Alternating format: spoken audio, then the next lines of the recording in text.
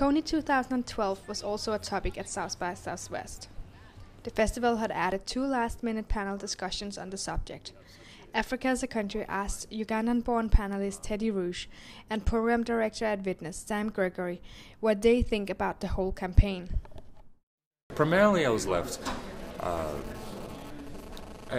little hurt, I think, in the sense that it was yet again another well-done ad campaign by a Western organization advocating for how it's going to help us out of our problem. It really oversimplified the message and put them as the organization that was going to come and save us. I think the challenges, and these are challenges everyone faces, and we face these as well, is how do we think about oversimplifying problems, both in terms of the solutions we propose and the way we propose those solutions. And that's where there have been critiques of the film, because it proposes a solution that may not be what the majority of Ugandans at this point are looking for.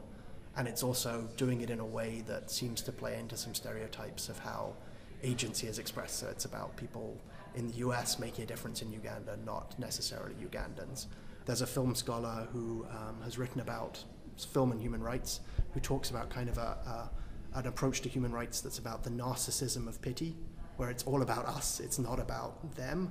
And I think we've got to be really careful to go that direction, because it really isn't about us. Ultimately, it is about the choices and what people on the ground who are affected by this do, even if we are acting in solidarity with them.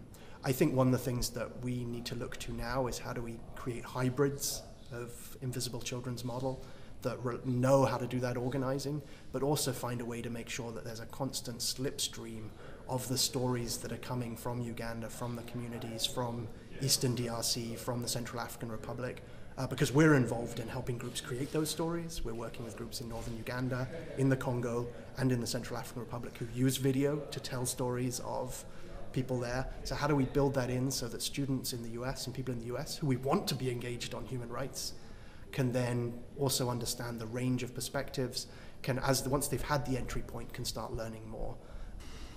What about the people who are working on the ground with the survivors?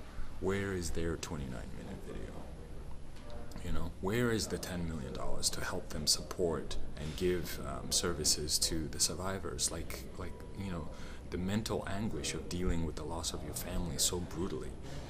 We have thousands upon thousands more victims that need help than the 30,000 that Kony abducted and killed over the 30 years. I'm not saying that is not significant. I'm saying let's not concentrate on them at the cost of dealing with the thousands more, hundreds of thousands more who are the survivors.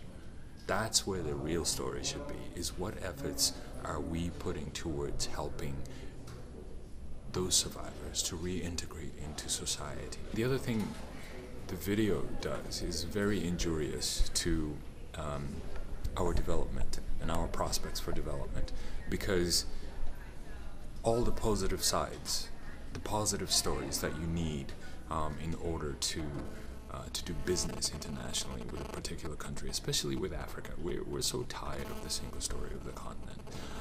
However, this video continues that narrative and fails to use the stage to actually tell the positive side of the story of Uganda. Like 2011, we were voted #1 tourist destination by Lonely Planet. What does that do for people who now know Kony2012 as the only thing that they know about Uganda and East Africa?